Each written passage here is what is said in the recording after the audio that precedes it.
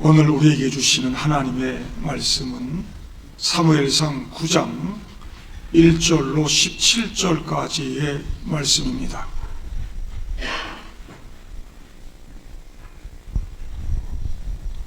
사무엘상 9장 1절부터 17절까지입니다. 베냐민 지파의 기스라 이름하는 유력한 사람이 있으니 그는 아비엘의 아들이요 스롤의 손자요 베고라스의 증손이요 아비아의 현손이며 베냐민 사람이더라. 기스에게 아들이 있으니 그의 이름은 사울이요 준수한 소년이라. 이스라엘 자손 중에 그보다 더 준수한 자가 없고 키는 모든 백성보다 어깨 위만큼 더 컸더라. 사울의 아버지 기스가 암나귀들을 잃고 그의 아들 사울에게 이르되 너는 일어나 한 사환을 데리고 가서 암나귀들을 찾으라 하매 그가 에브라임 산지와 살리사 땅으로 두루 다녀보았으나 찾지 못하고 사알림 땅으로 두루 다녀보았으나 그곳에는 없었고 베냐민 사람의 땅으로 두루 다녀보았으나 찾지 못하니라. 그들이 숲 땅에 이른 때 사울이 함께 가던 사환에게 이르되 돌아가자. 내 아버지께서 암나귀 생각은 고사하고 우리를 위하여 걱정하실까 두려워하노라 하니 그가 대답하되 보소서 이 성읍에 하나님의 사람이 있는데 존경을 받는 사람이라. 그가 말한 것은 반드시 다 응하나니 그리로 가사이다.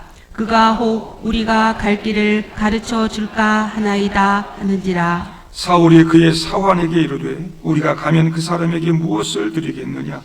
우리 주머니에 먹을 것이 다하였으니 하나님의 사람에게 드릴 예물이 없도다. 무엇이 있느냐 하니 사환이 사울에게 다시 대답하여 이르되 보소서 내 손에 은 한 세겔의 40분의 1이 있으니 하나님의 사람에게 드려 우리 길을 가르쳐 달라 하겠나이다 하더라. 옛적 이스라엘에 사람이 하나님께 가서 물으려 하면 말하기를 선견자에게 가자 하였으니 지금 선지자라 하는 자를 옛적에는 선견자라 일컬었더라.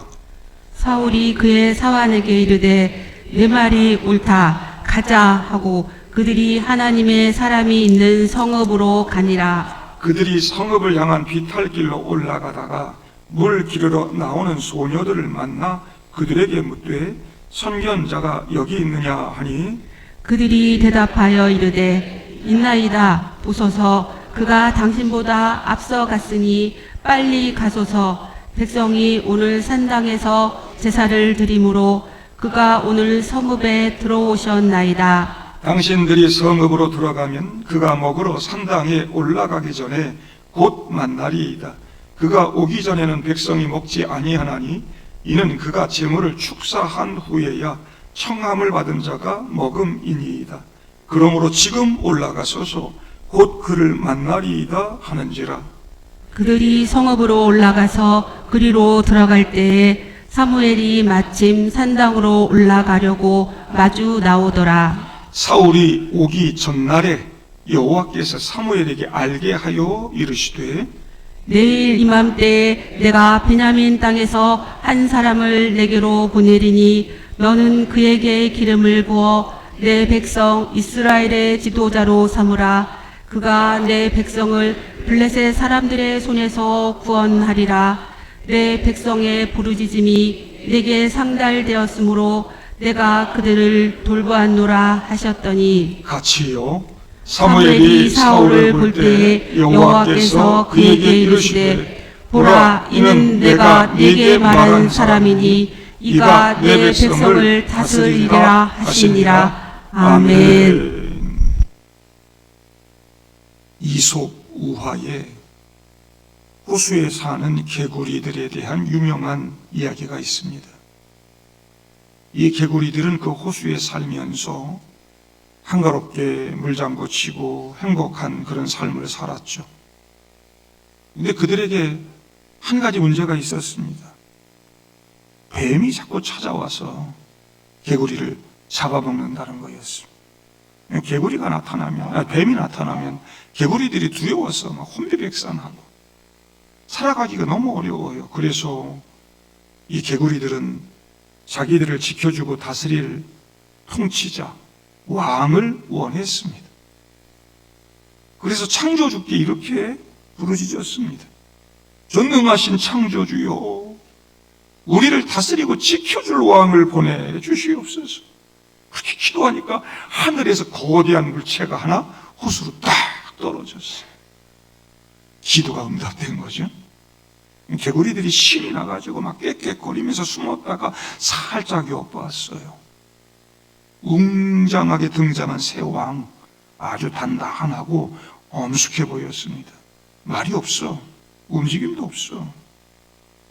처음에는 새 왕이 무서워서 어쩔 줄 몰랐지만 시간이 지나 그 개구리 왕이 그저 통나무 조각이라는 것을 깨닫자마자 그 위로 기어오르고 뛰어오르고 짓밟고 안고 가지고 놀았어.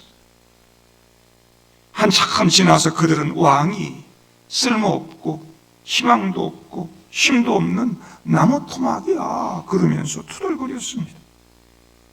그래서 이 개구리들 통나무 왕에게 실증이 나니까 창조주에게 다시 기도합니다. 하나님, 이 왕 너무 말이 없어. 너무 수동적이에요. 힘도 없어요. 더 강력하고 덜 수동적인 왕을 다시 좀 보내주세요. 우리는 우리를 다스릴 진짜 왕을 원해요. 힘 있는 왕을 원해요. 그런 왕 보내주세요. 그러니까 하늘에서 뭐가 샥 내려와 앉았어요. 근데 이 새 왕을 보는 개구리들 목숨 걸고 도망쳐야만 했습니다. 모두가 다 살겠다고 막 헤엄쳐서 도망을 쳤는데 이미 늦었습니다. 이 새 왕이 날개짓 하던 황새였더라. 황새가 쫙 내려앉았어. 그리고는 그 황새가 밤낮 없이 개구리들을 잡아먹기 시작합니다. 그때마다 개구리들 막 못 살겠다고 개굴. 그래서 개구리들이 그렇게 울게 됐다는 이야기가 있습니다. 이건 우리가 아는 동화를 제가 조금 섞어서 바꿔서 얘기했고요.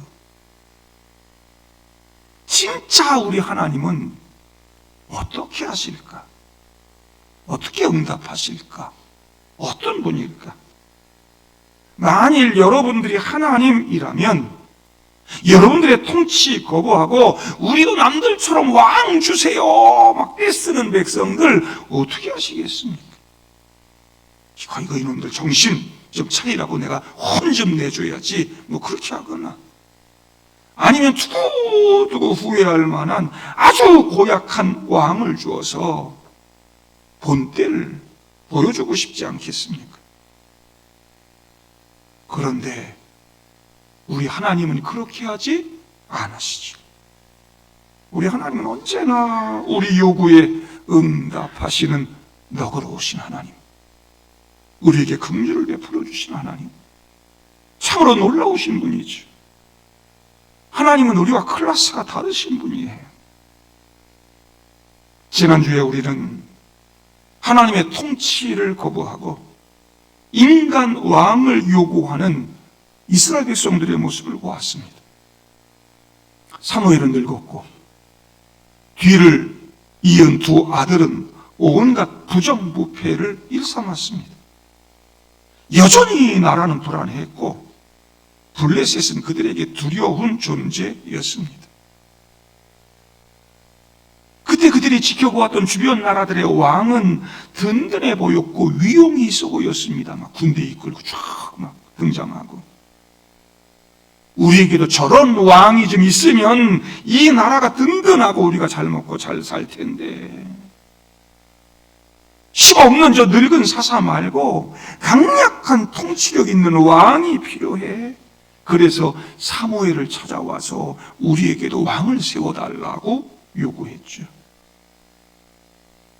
하나님께서는 사무엘에게 저들이 너를 버림이 아니고 나를 버린 것이다 그러시면서 그들이 원하는 대로 다 들어주라 그러시죠. 그들의 요구가 옳거나 정당해서가 아니라고 말씀했습니다. 여러분, 왕 세워지면 얼마나 큰 고통이 있는지 구구절절히 다 설명했잖아요. 아들 뺏기고 딸 뺏기고 재산 다 뺏기고 소득 다 뺏기고 부대 다 끌려가고 왕정 제도는 백성들에게 심각한 고통을 주는 것입니다. 얼마나 많은 대가를 치러와야 하는지 백성들에게 하나하나 설명을 해줬음에도 불구하고 백성들은 아닙니다. 우리도 왕이 있어야 하리니 우리도 다른 나라들 같이 되어 우리 왕이 우리를 다스리며 우리 앞에 나가서 우리의 싸움을 싸워야 할 것입니다. 그들은 하나님의 통치를 거부하고 눈에 보이는 인간 왕의 아래로 들어가는 그런 어리석은 선택을 하게 되는 거죠.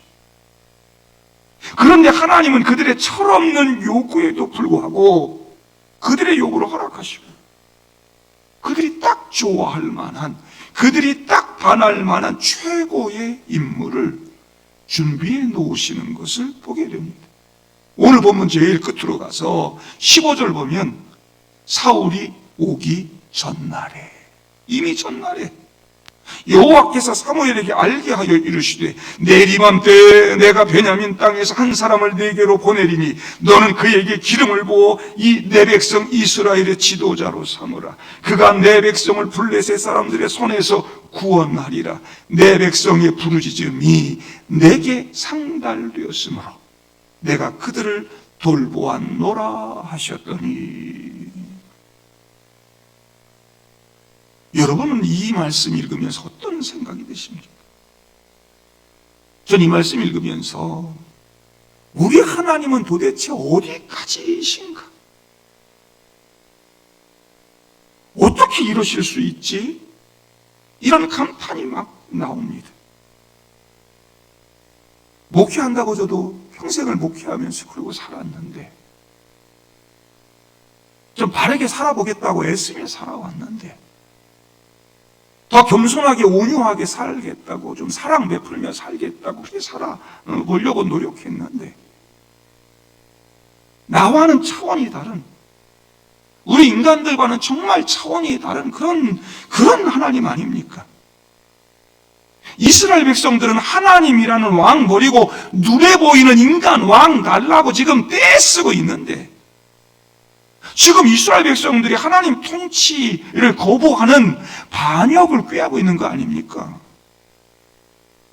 그런데 사울이 사무엘 만나는 사건이 있기 하루 전에 이미 사무엘에게 나타나셔서 내일 이맘때 내가 베냐민 땅에서 한 사람을 네게 보내리니 너는 기름을 부어 내 백성 이스라엘의 지도자로 삼으라 말씀합니다. 백성들은 지금 하나님 밀어내고 있는데 하나님은 그 백성을 위해 왕 고르시고 그 만남을 다 예비하고 계셨더라. 아버지가 암낙이 잃어버린 것도 그냥 찾지 못한 것도, 사환을 통해서 사무엘 찾아가게 되는 것도 하나님이 다 전날에 예비하셨다. 전날 뿐이겠습니까? 앞에 다 예비하셨다. 여러분, 이것이 바로 우리 하나님의 언약적 신실함입니다. 하나님께서 우리를 선택하시고 어떻게 언약을 맺습니까? 너희는 내 백성 되라. 그러면 내가 너희 하나님 돼서 너희와 영원히 함께 거해주겠다. 이게 언약 아닙니까? 아브라함 때부터 이어져 내려오는 언약. 언약은 한쪽이 파기하면 그 언약 깨지는 것입니다. 이스라엘 백성들이 언약 파기하잖아요. 깨트리잖아요. 자기 마음대로 살잖아요. 그렇게 우리가 하나님 백성 되기를 거부하고 언약 파기하고 하나님 버리는데도 하나님은 끝까지 이 언약을 지키시고 하나님 노릇하고 계신다는 거예요. 이스라엘 백성들이 그렇게 하나님 거부하고 있는데 하나님은 그래도 그들의 하나님 노릇해 주시고 계신다. 그들의 왕 노릇하고 계시고 아버지 노릇해 주시고 그들을 인도하시는 목자 노릇하고 계시더라. 우리가 그렇게 등을 돌리고 있는 때에도 하나님은 우리를 위해서 내일을 준비하고 계시더라. 하나님은 거절당하시면서도 백성들의 신음소리를 외면하지 못하는 분이십니다. 왜? 우리를 사랑하시니까. 우리를 버릴 수 없으니까. 우리를 긍휼히 여기시는 분이니까. 이 16절 끝에 보면 내가 내 백성의 부르짖음에 내게 상달되었으므로 내가 그들을 돌보았노라. 그들이 어떻게든 하나님의 통치를 잘 모르고 그냥 인간왕이 좋아서 그냥 왕 달라고 부르짖고 그렇게 하는 거 철없어서 그러는데, 그럼에도 불구하고 그들의 문제, 그들의 아픔을 하나님 다 보시고, 그래서 하나님이 다 이렇게 준비했다는 거예요. 다 돌보고 계셨다는 거예요. 지켜보시고, 그리고 다 일을 만들어 가시고. 누가복음 15장의 탕자 이야기 여러분 아시죠? 아버지 멀쩡히 살아있어요. 둘째 아들은 유산 달래요. 아버지 죽여놓는 거 아닙니까? 네? 아버지 죽은 사람 취급하고 유산 다 받아가지고 떠났습니다. 이거 불효 아닙니까? 명백한 반역 아닙니까? 그런데 아버지는 그 아들에게서 눈을 떼지 않아요. 날마다 동구밭까지 나와서 기다리는 거죠.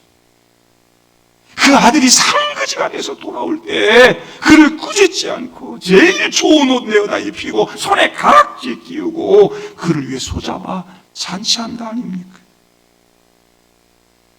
그 아버지가 바로 오늘 본문에 나오는 우리 하나님이시라고 하는 거예요.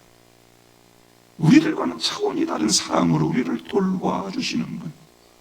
이스라엘이 하나님 밀어내고 있음에도 하나님은 그렇게 그들을 위해 최선의 선물을 준비하고 계셨습니다.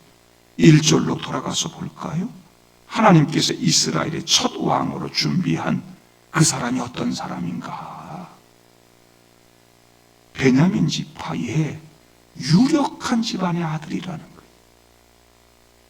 배경이 뛰어나. 여러분 1절에 보세요. 족보가 쭉 나오잖아요. 족보가 쭉 이어질수록 어떤 사람이냐? 대단한 집안의 사람이다. 그런 말이에요. 그러니까 사울의 배경이 뭐냐? 대단한 집안의 사람. 외모는 어땠어요? 준수한 소년이라 이스라엘 자손 중에 그보다 더 준수한 자가 없다.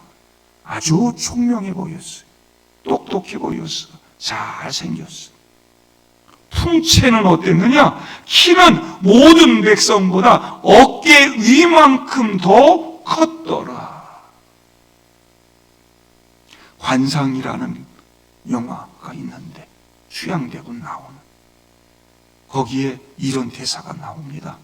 내가 왕이 될 상인가? 백성들이 요구하는 왕이 될 상인가? 맞잖아요, 여러분. 외적 조건이나 모든 스펙이 아주 훌륭합니다. 백성들이 기대할 수 있는 최고의 왕으로 손색이 없어 보입니다. 성경은 왜 이렇게 사울의 외적 조건을 상세하게 묘사하고 있을까? 사울이 바로 그렇게 이스라엘 백성들이 원했던 완전한 그런 왕의 자격을 갖추었다. 왕으로서의 모델이 되었다 그 말입니다.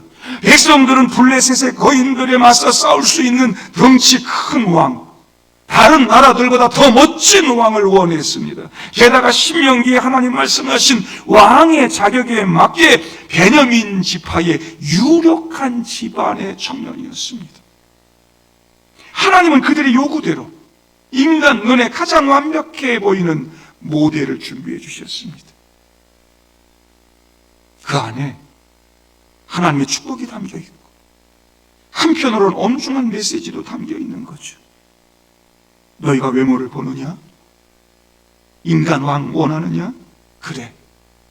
너희가 원하는 대로 가장 잘나 보이는 인간, 왕으로서 손색이 없는 인간을 내가 너희에게 주마.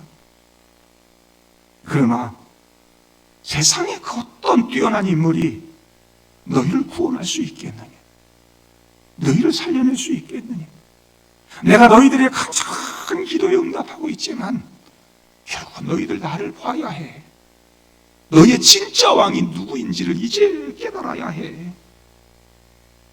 안타깝게도 이제 우리는 몇 주간 그의 실제 모습이 그의 겉모습과는 얼마나 다른지를 보게 될 것입니다. 그건 그때 가서 또 이야기고, 오늘 본문을 보면 하나님은 백성들의 요구를 들으시고 그 백성들 가운데 그들의 기준에 합한 정말 준수한 사울이라고 하는 인물을 세워주셨습니다. 그가 어떻게 역사의 무대에 등장하는가? 그의 아버지 기스가 암나귀를 잃어버렸습니다. 그래서 아들을 불러서 너 사환 한 명 데리고 나귀 찾아오너라. 한참을 찾아도 찾지 못합니다.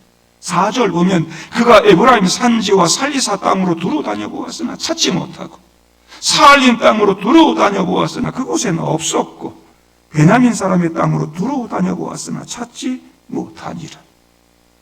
찾지 못하고 없었고 찾지 못하니라.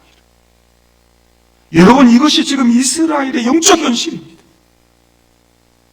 길을 찾고 문제를 해결하기 위해 발버둥 치지만 찾지 못하고, 그들에게 풍요가 없고 평안이 없고 행복이 없고 아무리 찾으려고 해도 찾지 못했던 그들의 현실. 그런데 그렇게 출중한 왕의 상을 가진 사울도 그 문제를 해결할 수 없었더라. 이것이 이스라엘 백성들이 그렇게 요구했던 인간 왕의 한계이더라. 이걸 전제하고 가는 것입니다. 사울은 결국 포기하고 돌아가려 하잖아요. 나중에 하나님이 찾아줍니다. 사울이 포기하고 돌아가려 할 때 사환이 제안합니다. 이 근처에 하나님의 사람이 있는데 존경받는 분입니다. 용한 분입니다. 그가 말한 건 반드시 다 응합니다. 그에게 가서 우리가 갈 길을 물어봅시다. 사울이 그러니 뭐라 그럽니까? 하나님에게, 사람에게 드릴 예물이 없는데, 그러니까 사환이 내가 가진 거 조금 있으니까 그거 드리고 길을 물읍시다. 여러분, 이스라엘 초대 왕이 될 인물이 지금 뭘 하고 있습니까? 잃어버린 나귀를 찾아다녔으나 찾지 못했고, 하나님께 물을 생각도 하지 못했습니다. 그의 사환이 하나님의 사람에게 묻자고 했고, 그나마 선지자에게 드릴 예물조차 없어서 사환이 가지고 있던 은조각에 의지하고 있습니다. 여러분, 이것이 우리가 요구하고 있는 인간 왕의 실체라고 하는 것이죠. 하나님이 그들을 긍휼히 여기셔서 그들의 요구를 들어주시면서도 이것이 인간 왕이야. 백성들의 기준에 그렇게 적합한 사울이지만 그도 역시 한계를 가진 인간일 뿐이야. 인간은 부족할 수밖에 없다는 그런 사실을 역설적으로 우리에게 보여주고 있습니다. 하나님이 하나님 거부하는 백성들에게 삐져가지고 형편없는 왕을 주신 게 아닙니다. 매우 준수한 사람이라고 했잖아요. 충분히 준수했고요, 풍채도 좋았습니다. 다른 사람들보다 평균치가 훨씬 크고요, 힘있고 좋은 사람이었습니다. 그러나 그런 사람도 하나님의 영이 없이는 잃어버린 나귀 한 마리조차 스스로 찾지 못하는 유한한 존재임을 보여주고 있는 것이죠. 준수한 외모와 큰 키를 가졌어도 인간은 하나님의 도움 없이는 길을 찾지 못합니다. 사소한 문제 하나 해결할 수 없습니다. 연약한 존재입니다. 누구의 통치를 받아야 합니까? 누구를 찾아가서 길을 물어야 합니까? 누구를 찾아가야 지금 우리의 당면한 문제들을 해결하고 다시금 일어설 수 있습니까? 우리의 가난의 문제, 전쟁의 문제, 고통의 문제, 우리의 가정의 모든 건강과 물질의 문제, 자녀들의 미래, 저와 여러분들의 앞날, 누구를 찾아가야 길을 찾고 문제를 해결할 수 있단 말입니다. 백성들이 보기에 적합했던 왕 사울은 몰랐습니다. 오히려 사환이 알았습니다. 6절, 이 성읍에 하나님의 사람이 있는데 존경을 받는 사람이라. 그가 말한 것은 반드시 다 응하나니 그리로 가사이다. 그가 혹 우리가 갈 길을 가르쳐 줄까 하나이다. 하나님의 사람이 우리의 갈 길을 가르쳐 줄 것입니다. 여기에 하나님의 사람이 있습니다. 사울은 왜 모르고 있단 말입니까? 8절, 이거 있으니까 이거 하나님의 사람에게 드려서 우리 길을 가르쳐 달라 하겠나이다. 누가 한 말이냐? 사환이 한 말입니다. 9절에 가로쳐 놓고 이렇게 말합니다. 옛적 이스라엘에 사람이 하나님께 가서 물으려 하면 말하기를 선견자에게 가자 하였으니, 지금 하나님의 선교자, 선지자에게 가서 물읍시다. 길을 물읍시다. 길을 가르쳐달라 합시다. 이 말은 누구에게 간다는 말이에요? 결론은 하나님에게 간다는 말이에요. 하나님께 길을 물으려 하면 선지자 찾아갔다고요. 하나님의 뜻이 무엇입니까? 어디로 가야 합니까? 하나님 말씀을 들려주십시오. 동안교회 성도 여러분, 하나님께 나아가 길을 묻는 여러분 되기를 바랍니다. 하나님께서 여러분들의 길을 가르쳐 주실 줄로 믿습니다. 어디로 가야 할지, 어떻게 찾아야 할지. 우리 인생의 정답을 찾지 못하고 끊임없이 방황하고 낙심하고 그러고 삽니다. 아무리 찾아도 없습니다. 인간의 눈에는 안 보입니다. 하나님이 저 위에서 보여야 보이시는 거 아닙니까? 근데 우리는 끊임없이 세상 가서 찾으려 합니다. 인간 왕 주세요, 인간 왕. 사울이 모른다니까요, 그 길을. 사울이 못 찾는다가 못 찾아. 그래서 옛날부터 옛적 이스라엘에 하나님께 가서 물었다. 동학교회 성도 여러분, 여러분들도 옛적 선지자에게 가서 길을 물으시기를 바라요. 여기 옛적 선지자, 하나님 말씀이 선포되고 담겨진 말씀에 여러분 가서 길을 물으세요. 길. 여기에 여러분 인생의 정답이 있고 여러분들이 찾지 못하는 길이 여기 다 있는 줄로 믿습니다. 주님께서 우리에게 참된 생명이 되실 줄로 믿습니다. 주님께서 내가 곧 길이요 진리요 생명이니 나로 말미암지 않고는 아버지께로 올 자가 없느니라 그랬어요. 예수가 길이야. 예수가 진리예요. 예수가 생명이에요. 우리가 그 길로 가서 예수에게 묻고 예수의 길을 걸어가고. 우리의 생각과는 차원이 달라요. 사울의 생각과는 차원이 다르다고요. 인간의 수준과 달라요. 우리와 클래스가 달라요. 이사야서 55장에 뭐라고 그랬냐? 내 생각은 너희 생각과 다르며 내 길은 너희 길과 다르다. 하늘이 땅보다 높음같이 내 길은 너희 길보다 높으며 내 생각은 너희 생각보다 높음이니라 그랬어요. 여러분, 하나님이 높은 데 계세요. 우리 미래, 우리 앞날까지 다 내다보고 계세요. 근데 아무것도 보지 못하는 인간에게 가서 묻고 말도 못하는 우상한테 가서 묻고 그런 어리석음이 어디 있습니까? 하나님께 나아가 길을 물으시기를 바랍니다. 하나님께서 길을 보여주시고 잃어버린 나귀 찾게 해주실 줄로 믿습니다. 여러분, 산속에서 길을 잃었을 때 우리에게 필요한 것은 화려한 등산복이나 메이커 있는 배낭이 아닙니다. 그때 정말 내 생명을 살리는 것은 정확한 지도 그리고 나침반입니다. 사울에게 출중한 외모는 화려한 등산복과 같았습니다. 하지만 그에게는 하나님의 뜻이라고 하는 지도가 없었습니다.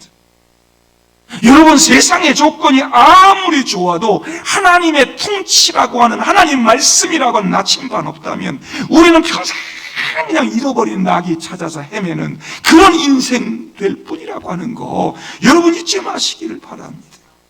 하나님은 우리의 지도가 되셔요. 나침반이 되세요. 우리가 보지 못하는 걸 내다보시고, 명절에 우리는 꽉 막힌 길에서 어디로 가야 빠를까 막 걱정하지만 방송 딱 틀면 저 위에 헬리콥터에서 방송사에서 말이죠, 그걸 다 내다보고 지금 어디는 길이 그냥 꽉 막혔습니다. 몇 번 국도로 돌아가시면 1시간 빨리 갑니다. 다 가르쳐 주잖아요. 우리 인생의 그런 꽉 막힌 문제들, 우리 미래를 다 보여주시고 가르쳐 주시고, 사울이 우리에게 보여준 이 모습들, 그가 비록 부족하지만 그래도 하나님은 그를 통해서 하나님의 이야기를 만들어가길 원하시고 어떻게든 그를 통해서 하나님 나라 세워가시고자 했어요. 우리가 다 알다시피 결국 사울은 하나님을 포기하죠. 하나님의 영을 그에게 부어주시고 새 마음 넣어주셔서 이스라엘 백성들 이끌고 가라고 하나님 하시지만 그걸 포기했던 사울의 모습을 우리가 본다고요. 여러분, 우리에게 필요한 진정한 그런 왕의 자격은 뭐냐? 어깨 위만큼 더 큰 키에 있는 게 아니에요. 그게 세상을 이기고 길을 찾는 법이 아니에요. 여러분, 사울이 그렇게 어깨 위 컸는데 나중에 등장한 블레셋 거인 골리앗은 훨씬 더 컸어요. 사울은 무서워서 숨어 있었어요. 여러분, 세상은 더 거대해. 세상은 더 엄청나. 여러분, 그런데 겨우 어깨 위에 하나 더 큰 그 왕, 그거 좋다고 여러분 그거 바라보고 살겠습니까? 진정한 왕의 조건은 뭐냐? 하나님의 통치 아래 굴복하는 마음에 있다라고 하는 거죠. 하나님의 통치받는 것. 세상은 스펙을 보고 배경을 보고 외모를 봅니다. 이 정도는 돼야 왕 노릇하지 말합니다. 하지만 하나님 나라 원리는 다릅니다. 아무리 뛰어난 조건을 갖췄어도 하나님 없으면 그는 그저 키 큰 사람에 불과합니다. 키 큰 사람 좋다고 그러지 마세요. 네? 얼굴 잘생겼다고 좋아하지 마세요. 그 속에 하나님이 있는지를 봐야지. 사랑하는 성도 여러분, 이스라엘은 하나님 거부하고 인간 왕을 세웠지만 하나님 그 인간 왕이 세워지는 과정을 통해서 결국 하나님의 통치를 가르치시면서 하나님 바라보는 하나님 백성 되기를 원하셨다라고 하는 거죠. 저는 그런 면에서 참 하나님 차원이 다르다. 그들을 긍휼히 여겨주시고 사울이라고 하는 위대한 왕을 골라주신, 그들의 눈에 볼 때 준수한 왕을 세워주신 그 모습도 참 대단하다. 한편으로 그런 과정을 통해서 진짜 왕이 누구인지, 우리가 뭘 바라보고 살아야 되는지, 하나님 나라가 어떻게 이루어지는지, 나중에 사울과 비교되는 다윗 왕을 세우면서 어떤 왕이 진짜 하나님 마음에 적합한 왕인지 이런 것들을 다 보여주고 계십니다. 이 한 사건을 통해서 하나님의 위대하신 사랑, 우리와 수준이 다르다. 그리고 이 한 사건을 통해서 하나님은 하나님 그렇게 역사를 만들어 가시면서 우리로 하여금 하나님 백성이 되어 하나님 바라보도록 그렇게 또 만들고 계시더라. 동방길 성도 여러분, 하나님의 통치를 받는 하나님 나라 백성 되기를 바랍니다. 구속 그러니까 그 구속이 얼마나 큰 은혜인지 몰라. 여러분, 수갑 차고 구속되는 게 아니에요. 그 말이 아니라고요. 우리 주님의 구속의 은혜, 하나님의 구속의 은혜는 우리에게 완전한 자유를 주고 완전한 생명 주는 거예요. 우리에게 짐을 지어주는 것이 아니고 우리에게 참된 행복을 주는 것이 하나님 나라 주시는 거예요. 그 하나님께 여러분 인생의 핸들을 맡길 수 있기를 바랍니다. 하나님 길을 보여주세요. 그 길을 내가 갈 수 있게 해주세요. 주님이 나를 통치하고 다스려 주세요. 그러면 그렇게 나귀를 잃고 찾지 못하는 그런 상황에서 절망 가운데 있는 우리들이라 할지라도 하나님 만나는 놀라운 복 경험하게 될 줄로 믿습니다. 나귀 잃어버렸다고 낙심하지 마세요. 이렇게 우연한 만남을 통해서도, 어쩌다 일어난 일들을 통해서도 하나님은 치밀하게 만들어가고 계시고 우리를 살리시기 위한 위대한 역사를 만들어 가시더라. 언제? 15절에 보면 사울이 오기 전날에 무슨 얘기예요? 이미 하나님이 우리의 모든 미래를 다 예비하고 계시고 준비하고 계시더라. 지금은 나귀도 잃어버리고 우여곡절도 있고 힘든 일도 있고 내가 포기하고 돌아가자 이렇게도 하지만 그런 모든 과정을 통해서 하나님은 나의 미래를 준비하고 계시고 하나님 나라를 준비하고 계십니다. 이거 잊지 말고 하나님 붙들고 여러분들의 미래를 아름답게 만들어 가시고 길을 찾지 못해서 낙심하고 방황하는 여러분들 길을 찾으시고 우리 하나님께 온전히 나아가는 그런 성도들 다 될 수 있기를 주님의 이름으로 축복합니다. 함께 기도하시죠.